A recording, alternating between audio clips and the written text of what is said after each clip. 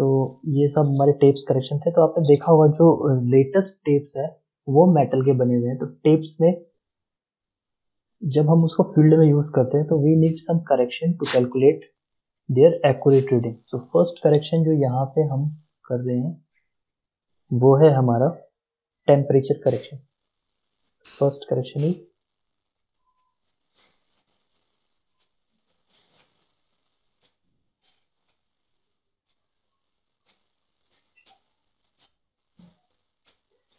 Temperature correction. अपने mic mute कर दीजिए सब लोग।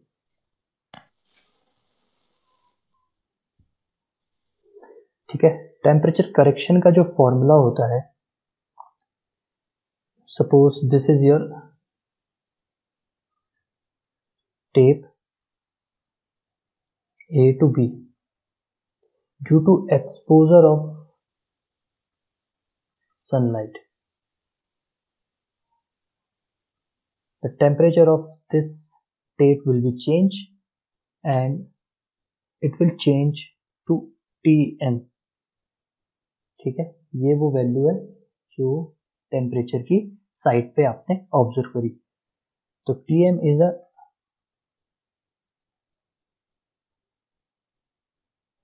टेम्परेचर ऑफ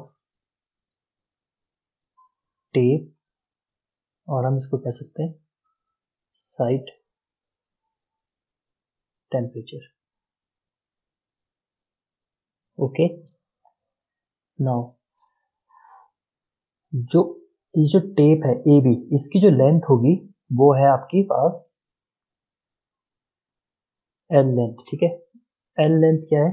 एल लेंथ है आपकी original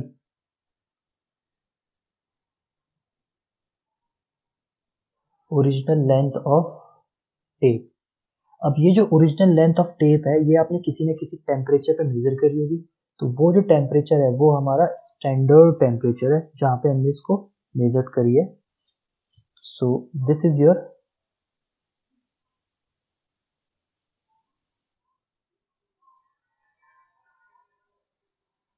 standard temperature at which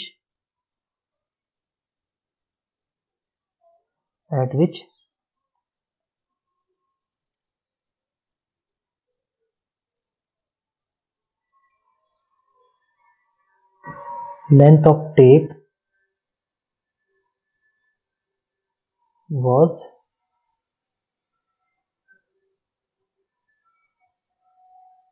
standardized. Control Z, standardized। ठीक है, ओके।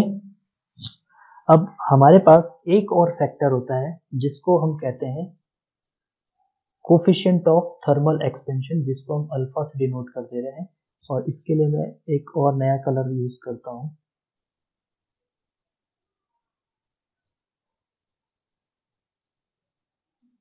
वो है हमारा अल्फा। अल्फा इज योर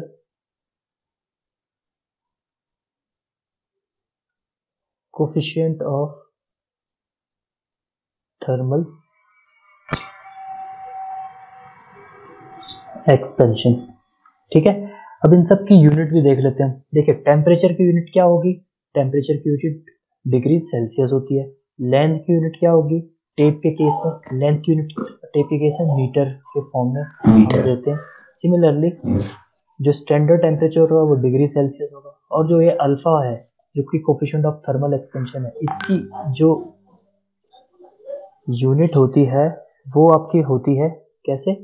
इसकी यूनिट होती है पर डिग्री सेल्सियस। ठीक है, पर डिग्री सेल्सियस, या फिर आप इसको ऐसे भी ले सकते हो 1/डिग्री सेल्सियस। ठीक है, इससे जो फॉर्मूला बन रहा है वो हम लिखते हैं CT। ठीक है, correction due to temperature will be equal to alpha. Okay, alpha multiply Tm side temperature minus standard temperature multiply with the original length of tape. Is it clear or not? ये जो है ये आपका temperature correction है tape का। देखिए अगर आप उस टेप को स्टैंडर्ड टेम्परेचर पे यूज करते हैं साइट में जाके, तो ये जो वैल्यू है आपकी वो क्या हो जाएगी, Tm माइनस T0 कितनी हो जाएगी, 0 हो जाएगी। तो आपको कोई भी करेक्शन नहीं करना पड़ेगा टेम्परेचर के अराउंड। लेकिन अगर आप जो टेम्परेचर है वो ओरिजिनल टेम्परेचर ज़्यादा होगा, तो जो आपका करेक्शन होगा टेप में वो क्या होगा, पॉजिटिव होगा। ठीक है, तो Ct की जो वैल्यू है वो क्या होती है, प्लस भी होती है और नेगेटिव भी होती है। प्लस किस केस में होगी, प्लस तब होगी जब Tm is greater then T0, और माइनस कब होगा, जब आपका site temperature is less then standard temperature. तो ये आपका फर्स्ट पैरामीटर था। Clear, any doubt? Yes sir, clear. ठीक है, नेक्स्ट आपका है पुल करेक्शन। क्या है, पुल करेक्शन।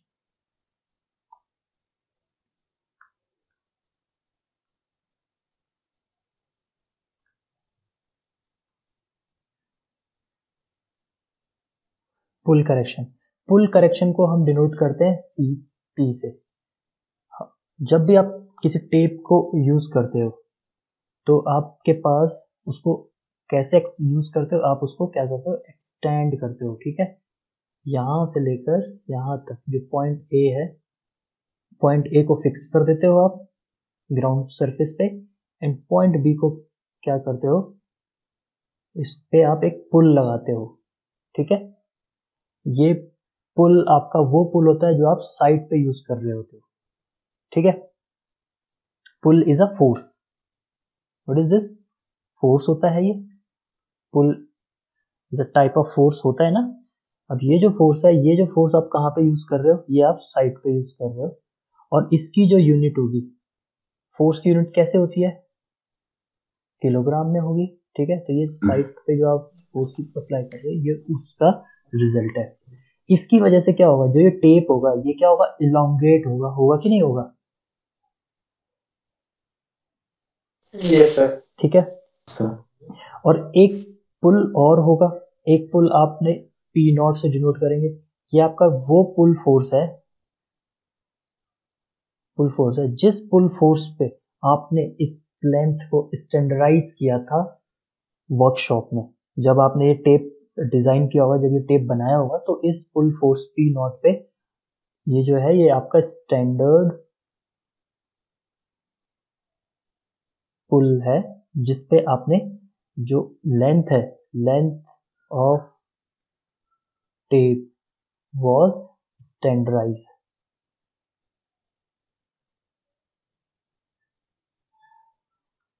ठीक है, समझ में आ गया। इसके अलावा जो ओरिजिनल लेंथ होगी वो आपकी सेम रहेगी, L, original length of tape.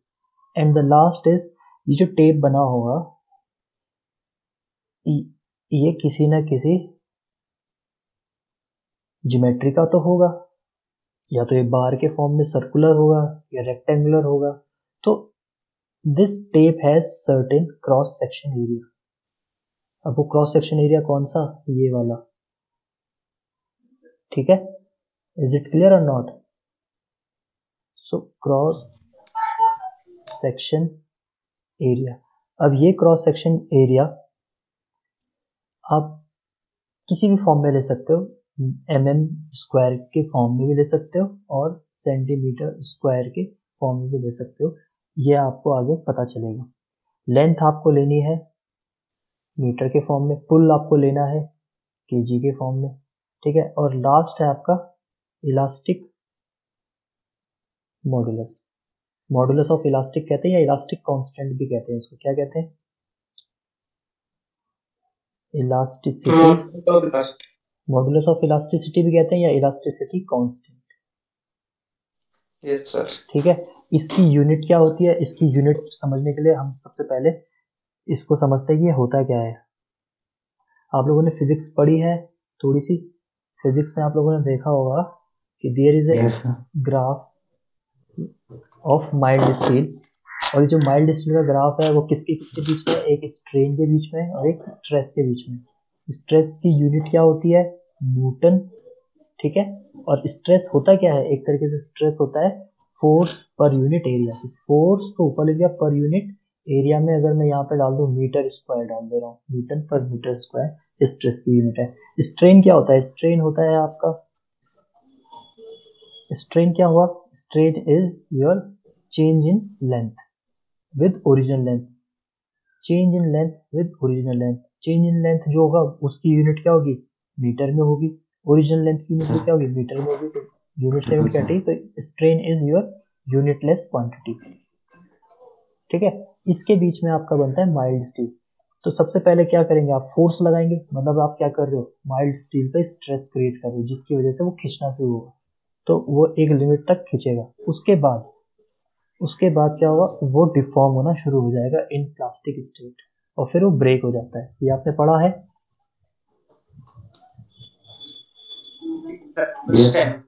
Second same में पढ़ा है। तो मैं सिर्फ ओरिजिन से I am interested only O point to A point. तो ये जो रीजन है, इस तक अगर आप कोई भी पुल लगाएंगे ना, सपोज आपने यहाँ तक कोई फोर्स लगाया, तो वो क्या होगा, जैसे आप फोर्स को रिमूव करेंगे तो जो माइल्ड स्टील होगा ना, वो अपने ओरिजिनल शेप में वापस आ जाएगा।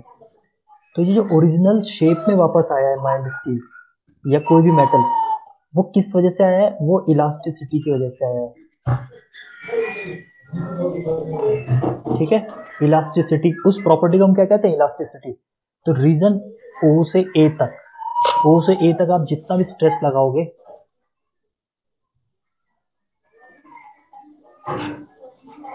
ठीक है, तो जितना ये स्ट्रेन है यहां तक, this point is E A, strain at A point, जितना ये खिंचा होगा ई ए तक, उतना वापस आ सकता है आपका मेटल, ठीक है। इस चीज को हम कहते हैं इलास्टिसिटी प्रॉपर्टी। और जो ई होता है, E is nothing, E is the slope of this line. जो ई होता है, ई जिसको हमने अभी मॉडुलस ऑफ इलास्टिसिटी का है, वो क्या है, स्लोप ऑफ एओ लाइन। अब स्लोप कैसे निकालते हैं, स्लोप निकालते हैं वर्टिकल डिस्टेंस अपॉन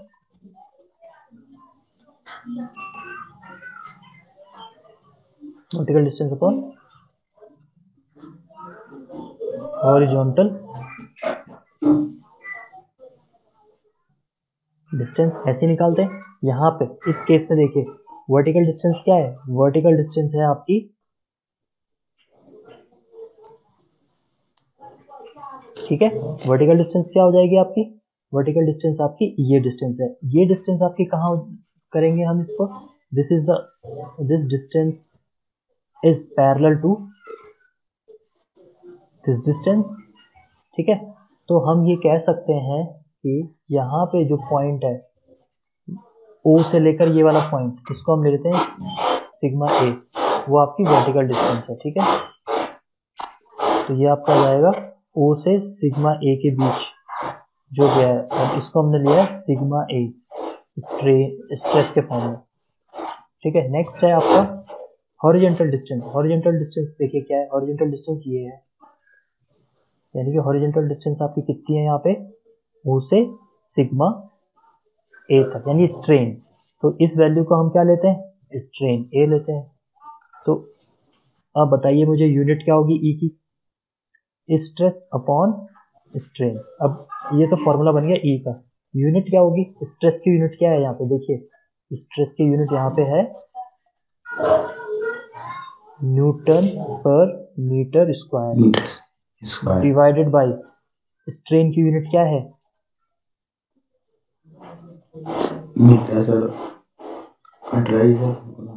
स्ट्रेन की यूनिट क्या है, यूनिटलेस, मीटर से मीटर कट गया, तो बचा क्या, इसका सिर्फ न्यूटन पर मीटर स्क्वायर होगा, या फिर, हाँ जी बोलिए सर इसका नहीं था वो होता है इलेक्ट्रॉन, उसका यूनिट नहीं होता है सर, किसका, स्ट्रेन का, स्ट्रेन का यूनिट कट गया ना, change in length, change in length जो होगा वो मीटर में आया, उसकी वैल्यू जो लेंथ है ओरिजिनल लेंथ उसकी यूनिट भी मीटर में, मीटर से मीटर कट गया, ठीक है। तो ये न्यूटन पर मीटर स्क्वायर के बदले आप इसको सेंटीमीटर स्क्वायर भी कर सकते हैं, न्यूटन पर सेंटीमीटर के बदले आप इसको mm स्क्वायर भी कर सकते हैं।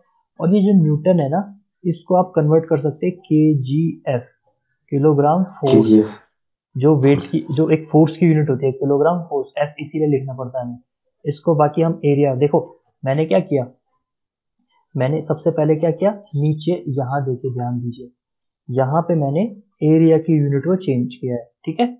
और अब मैं इसमें क्या चेंज कर रहा हूँ, अब मैं इसमें चेंज कर रहा हूँ फोर्स की यूनिट को चेंज कर रहा हूँ। तो हमारे पास फोर्स की दो ही यूनिट है, एक न्यूटन है और एक केजीएफ है। Okay,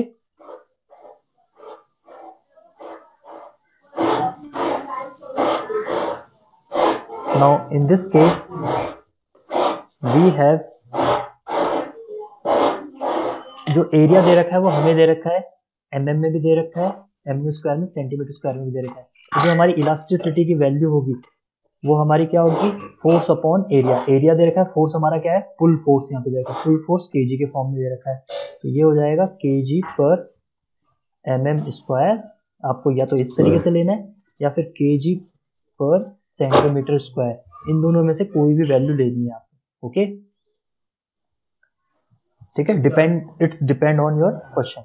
now we are going to find the formula for this case. अब देखिए E इक्वल टू क्या है, यहाँ पे देखिए फॉर्मूला तो बना हुआ है, E इक्वल टू क्या है, सिग्मा अपॉन स्ट्रेन। सिग्मा यहाँ पे क्या है, सिग्मा क्या होता है, फोर्स अपॉन एरिया, ठीक है। और स्ट्रेन क्या होता है, डेल्टा एल अपॉन एल। अब यहाँ पे जो ये फोर्स है, ये फोर्स ई जो फोर्स है, ये हमारे पुल के फॉर्म में है। अब यहाँ पे पुल कितना लग रहा है, एक तो जो साइड का पुल है पीएम, देखो प्लीज प्लीज माइक ऑफ कर दीजिए सारे बच्चे। फोर्स क्या है यहाँ पे, एक तो आपके पास दो फोर्स है, एक तो आपका साइड का फोर्स है और एक स्टैंडर्ड फोर्स है। तो आपके पास टोटल फोर्स कितना आएगा, आपके पास इनका डिफरेंस आएगा। तो इनका डिफरेंस क्या होगा, ये होगा divide by cross section area. Okay, so delta L जो है, this is our correction due to pull, correction due to pull. और जो लेंथ है that is your original length. From this point of view you have to find Cp is equal to Pm minus P not divided by AE multiply with L. So this is a formula for your pull correction. Okay, again Cp is equal to plus as well as minus, depend on the value of side pull. If you apply more pull as given to standard pull, then your value will be positive, correction will be, your measuring distance will be shows less value, hence your correction will be positive. Or if the side pull applied on tape is less than the standard pull, then the distance measured by the tape will be high and the correction will be negative. Is it clear to you or not? अगर ये tape बड़ी हो गई तो आप क्या करोगे, जो डिस्टेंस है उसको कम मेजर करोगे, ठीक है। मतलब सपोज हम एक फिगर बनाते हैं, मेरे पास टेप थी, ये स्केल है 1 से लेकर 0 से लेकर 5 सेंटीमीटर तक की है, ठीक है। और मेरे को जो मेजर करना है वो मेरे को मेजर करना है पॉइंट ए से पॉइंट बी की लेंथ मेजर करनी है। अब ओरिजिनल स्केल मेरे पास 5 सेंटीमीटर की है, तो पॉइंट ए से पॉइंट बी की लेंथ यहाँ पे कितनी हो गई, 5 सेंटीमीटर हो गई।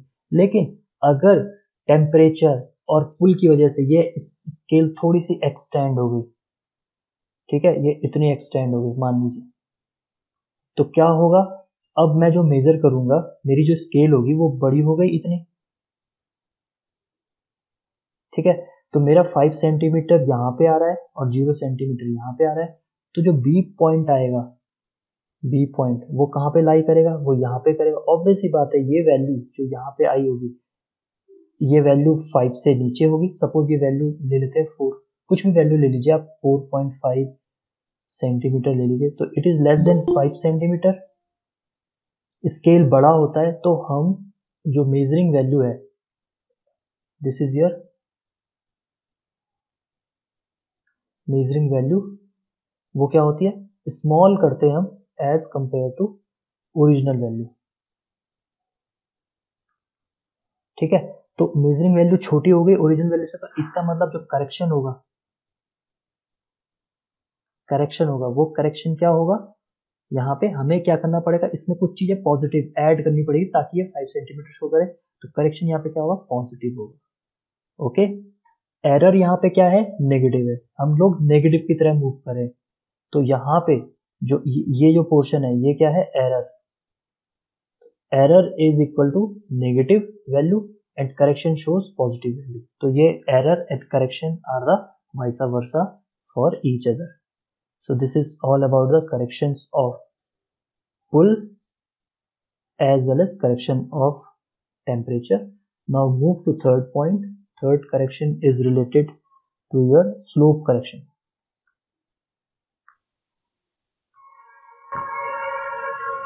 As you know that in surveying we are only deal with horizontal plane.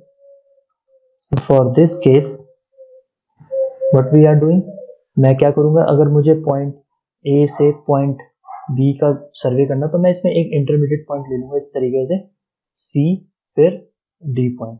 अब मैं क्या करूँगा, ये जो लेंथ मैं मेजर करूँगा सी से ए, वो तो मैं यहाँ सरफेस पे करूँगा, लेकिन मुझे एक्चुअल में ये लेंथ कहाँ चाहिए, मुझे इस पे चाहिए। सिमिलरली सी से डी की ये लेंथ लूँगा और यहाँ से अगेन मुझे जो सर्वे में होगा, at the last I will measure this length, but I am interested only in horizontal length. So this is your L1, L2 and L3. So according to survey definition, length of AB is your L1 plus L2 plus L3. But you measured, what you measured? यहाँ पे आपने क्या major करी थी, यहाँ पे आपने x1 major करी, x2 मेजर करी और x3 मेजर करी थी। ठीक है, तो आप देख सकते हो मैं अभी सिर्फ ये ट्रायंगल ले रहा हूं, I am just taking triangle A C, ठीक है, ये सी एंड इसको हम दे देते हैं E point, I am taking triangle A C E. तो इस केस में ये आपकी x1 थी और ये आपका ई था। आपकी करेक्ट लेंथ कितनी है, आपकी करेक्ट लेंथ L1 है और मेजर्ड आपने कितनी करी है, x करी है। और यहाँ पे आप क्लियरली देख सकते हो कि अगर आप यहाँ से एक आर्क ड्रॉ करते हो इस तरीके से, सो दिस वैल्यू आपका यहाँ पे क्या है, FC इज योर एरर। ठीक है, और ये कैसी एरर है, ये आपने क्या, आपने F तक काउंट करना था लेकिन आपने काउंट करा C तक। ठीक है, तो ये F की जो एरर होगी वो क्या होगी, पॉजिटिव एरर होगी क्योंकि आपने ज्यादा वैल्यू काउंट करी है। तो जो आपका करेक्शन होगा, करेक्शन विल बी नेगेटिव, और करेक्शन यहाँ पे कितना होगा, correction is your FC। Similarly error भी कितनी होगी, आपकी FC होगी। देखो ये चीज है ना, बस इसमें साइन का डिफरेंस है, बाकी वैल्यूज पे सेम रहता है। अब हम इसे निकालेंगे कैसे, suppose take this angle theta, this is your theta. Okay, तो आप इसका मुझे बताइए इसका कैसे करेंगे हम क्या करेंगे, हम एक आर्क ड्रॉ कर देते हैं यहां से यहां तक, and this is your G. अब देखिए A C is equal to your A G, but our correct value will be, correct value, जो करेक्ट वैल्यू है वो हमारी कितनी है, A E which is equal to your A F. Okay, यही है। जब मैंने ऐसा किया तो इस फिगर में आप क्लियरली देख सकते हैं कि F C equal to E G है। ओके, ये वाली value F C equal to P G है, और यही मेरा क्या है, मेरा करेक्शन है, दिस इज माई करेक्शन। अब यही मेरा करेक्शन है, करेक्शन कैसा करेक्शन है, this is your negative correction, ठीक है, माइनस करना है आपने इसको। अब हम इसको सॉल्व करें, let's take this angle is theta. Now what is cos theta? cos theta is your L1 upon x1, okay? So L1 हमें पता नहीं है क्योंकि this L1 is inside your ground surface, ये तो L1 ग्राउंड सरफेस के, आपको पता क्या है, x1 पता है, ठीक है। तो यहाँ से आपकी जो करेक्ट वैल्यू है L1 जो कि आपको निकालना, वो कितना है, जो करेक्ट वैल्यू आपकी L1 है जो कि हमने यहाँ पे मानी है AC AE equal to AF equal to L1, यहाँ से भी देख सकते हैं ये करेक्ट वैल्यू कितनी हो जाएगी, x1 cos थीटा। अब ये x1 को हम ले लेते हैं, this is the unit of tape.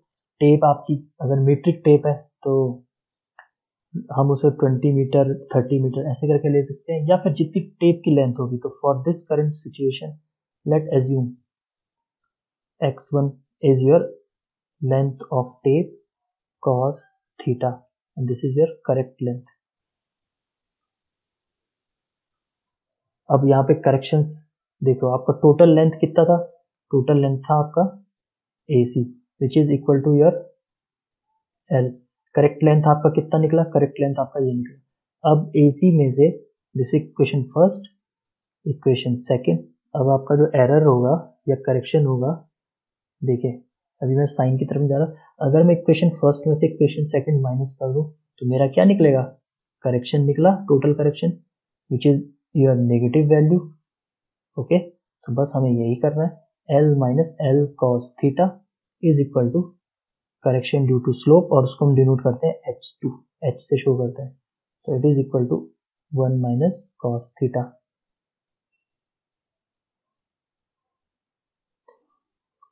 और अगर हम इसको सॉल्व करें, बाइनोमियल थ्योरम लगाएं, तो it is just related to your CH is related to H square divided by 2L, ठीक है। और ये H जो वैल्यू है, H is the value of this portion, ठीक है। C से E के बीच की जो डिस्टेंस है H है, या इसको हम तब सॉल्व करते हैं जब हम लेवलिंग करते हैं, तो लेवलिंग से हम इसे फाइंड आउट कर सकते हैं। अब ग्राउंड के नीचे की तो मैं H निकाल नहीं सकता, पर मैं कैसे करता हूँ इस H को सॉल्व, हम यहाँ पे एक स्टाफ रख सकते हैं, ठीक है, और with the help of some equipment which side this value, जैसे कि हम थ्योडोलाइट वगैरह जब हम पढ़ेंगे तब आपको चीज़ समझ में आएगी, थ्योडोलाइट। तो वहां से हम ये हाइट निकाल सकते हैं कि A जो है एज कंपेयर टू C कितना डिप्रेशन में है, कितनी मिनिमम कितने डेप्थ पे है, तो ये हम चीज़ें यहाँ से निकाल सकते हैं। तो हमारे पास दो फॉर्मूले हैं, please remember this is your exact formula. Every time when you solve this question for slope correction use this formula, but this is your approx formula because binomial theorem is applied in this case, okay। So this is your third correction। Last correction is your sag correction।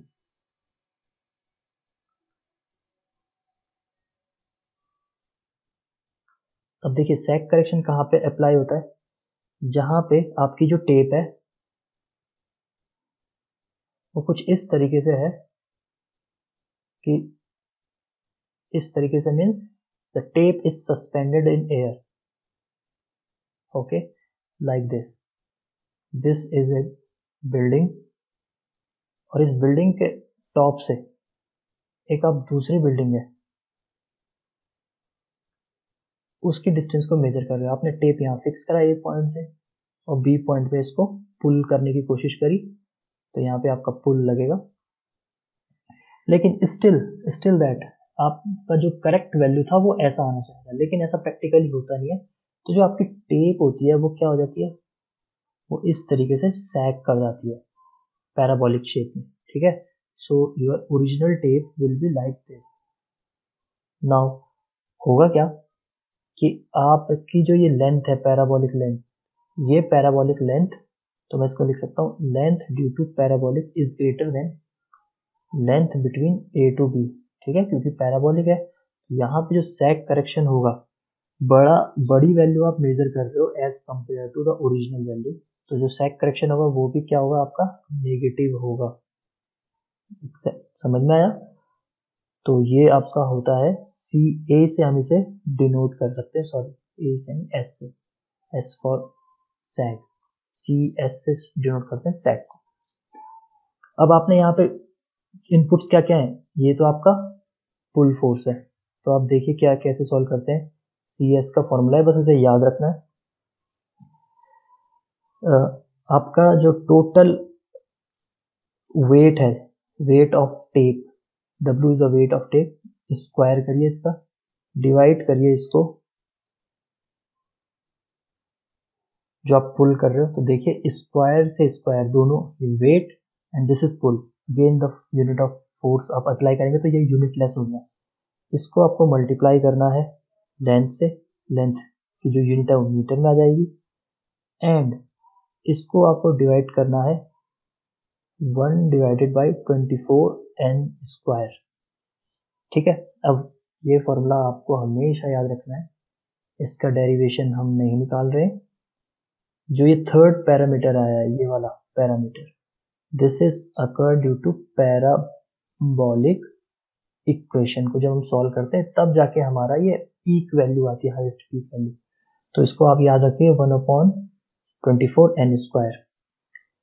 तो यहाँ पे मैं कुछ चीजें highlight करना चाहता हूँ, जैसे कि n आपका होता है number of span, number of span.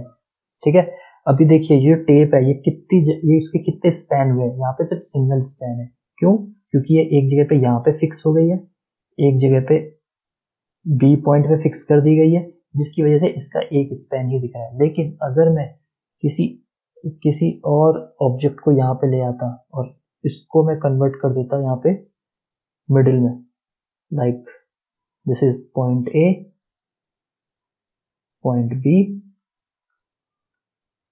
And यहाँ पे मैंने क्या करा, एक पोल लगा दिया, जैसे ब्रिज के नीचे पियर्स होते हैं ना, वैसे मैंने एक पोल लगा दिया, और अब जाके मेरा टेप कुछ इस तरीके से होगा। तो मैंने क्या करा, यहाँ पे पोल की वजह से ये जो सैग है इसको डिक्रीज करने की कोशिश करिए। तो यहाँ पे मेरे नंबर ऑफ स्पैन कितने हो गए, एक सिंगल टेप के, टेप ओरिजिनल आपका इतना ही है अभी भी, ए टू लेकर बी तक। ठीक है, बस यहाँ पे आप क्या करो, उस पर पुल लगा रहे हो, पीएन पुल। तो यहाँ पे आपने उस टेप को कन्वर्ट कर दिया 2 स्पैन में, तो यहाँ पे आपकी एन की वैल्यू हो जाएगी 2। ओके, अब अगर आपका टेप ग्राउंड पर है, suppose this is your surface, ground surface, और आपका टेप इसके ऊपर लाई कर रहा है, जैसे सपोज ए एंड बी, तो आप मुझे बताइए, कोई बता सकता है? अनम्यूट करो अपने आप को और बताओ मुझे what is the number of span for this case.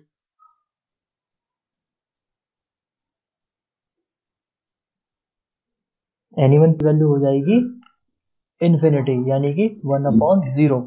Okay, now put this N value in this equation.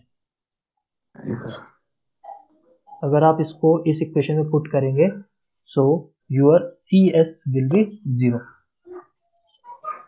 यहाँ पे 1 आ जाएगा, 0 ऊपर आ जाएगा, 0 से कोई भी चीज मल्टीप्लाई करोगे तो आंसर क्या आएगा, 0।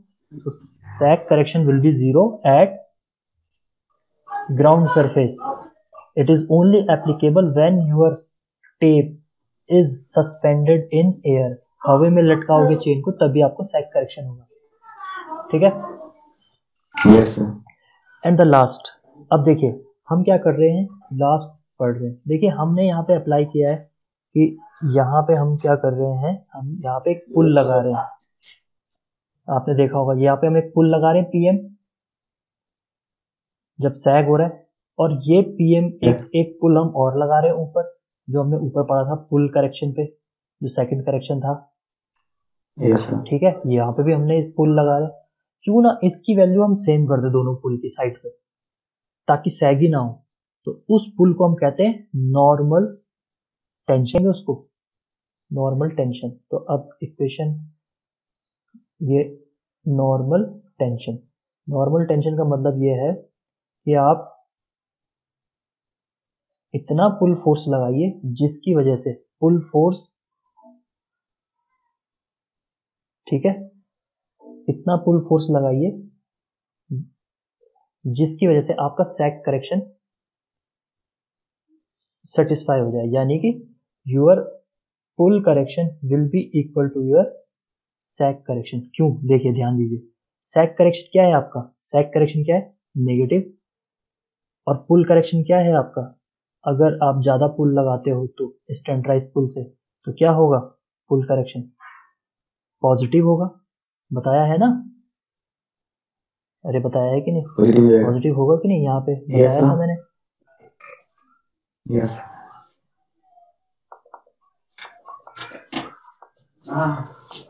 ये देखिए पॉजिटिव हो जाएगा। तो आपको यही चीज अगर आप अप्लाई कर दे तो आपका जो टोटल करेक्शन हो जाएगा इनका वो जीरो हो जाएगा।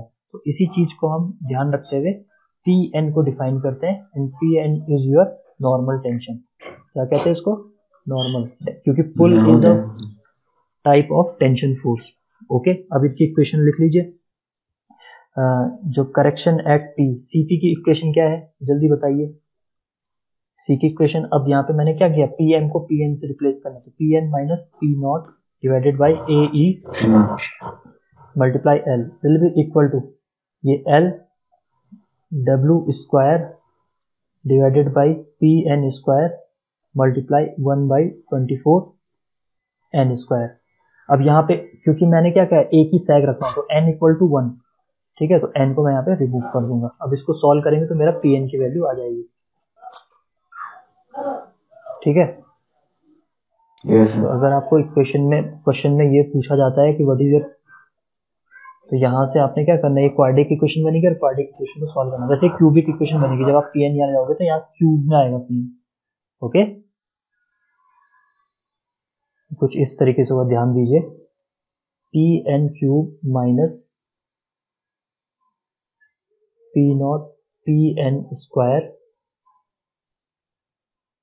अब यहाँ पे एल से एल कैंसिल हो जाएगा, equal to W square A E divided by 24। Okay, so this is the equation for normal tension. अब आप इसे सॉल्व करिए कैलकुलेटर में तो आपकी वैल्यू आ जाएगी। Okay, so this is all about today's lecture. Have a nice day. Thank you.